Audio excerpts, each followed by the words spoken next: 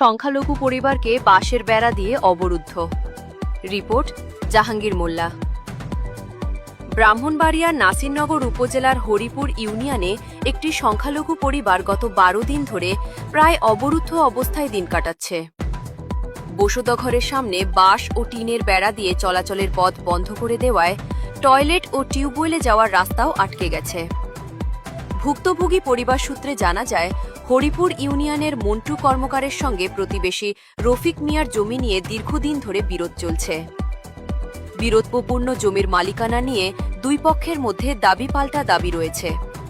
এর জেরে গত 9 অগস্ট সকালে রফিক মিয়ার লোকজন মন্টু কর্মকারের বসতঘরের সামনে বাঁশ ও টিনের বেড়া দিয়ে চলাচলের পথ বন্ধ করে দেন বলে অভিযোগ।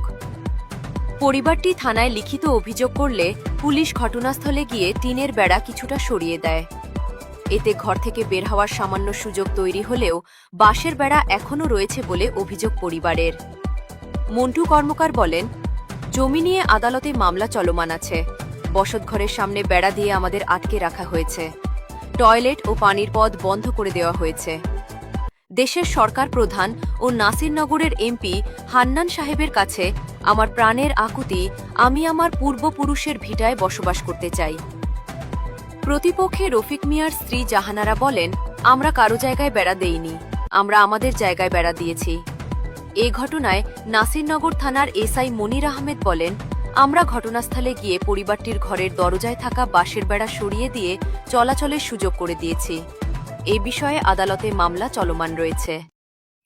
আমি তুলছি ঘর কেমনি ঘর জানতে বাইতে যা বাইক কোনো জায়গা নাই, এই নেই সেই নেই, বিভিন্ন ধরনের কথাবার্তা আর মোবাইল দিয়ে কাছে আমার রাগ হলো আপনাদের। আমি একজন নিরীহ হিন্দু মানুষ। আমি আমার ছোট ভাই চাচাতো ভাইয়ের থেকে আমি 2003 সালে আমি বাড়ি কিনি। এই বাড়ি আমার 2003 সালে বানাবত রয়েছে। আমার লগে 2014 সম্পাদন দলিল হয়েছে। ওয়ার পরে 2-3 মাস 2-3 বছর দিব করে সেরা সম্পাদন দলিল হয়েছে। ওয়ার পরে সে দলিল করে দেয় নাই, গেছে মামার সমস্যা। এই সমস্যার কারণ ব্যবস্থা না, আমার পৈতৃক সম্পত্তিকে তারা আমার আজকে বঞ্চিত করার লাগে। তারা এই লেহাক সহ আশিকুর লেহাক, এই ঘুষখুর সহ, এই ঘুষখুরের কারণে আজকে আমার বাপের পৈতৃক সম্পত্তি তারা দেওয়া নাকি তারা বিভিন্ন ষড়যন্ত্র করে সেটা এই আকাম কুকাম করছে। এই আমার বড় দেওয়ার মতো কোনো ব্যবস্থা নাই। তারা এই ধরনের কর্মকাণ্ড আমার চালা গেছে। এই নিতাই কর্মকার, গোবিন্দ কর্মকার, এই তারা 3 জনের দায়িত্ব দেখেছিল। এই তারা 3 জন এই সম্পদের লুপ করে সাড়ে স্যার সম্পদ বিভিন্ন ভাবে তারা এই রিয়ান বর্গা দিয়ে সাড়ে স্যার তারা 1 বছর ভিতরে তারা মরে পরিষ্কার। তারপর 2 জন আছে বিশ্বকর্মাকার এবং এই বিজন কর্মকার। আকুল আবেদন মন কি আমার হরিপুরবাসীর কাছে আমি বলি, আমার এই বন্ধ করে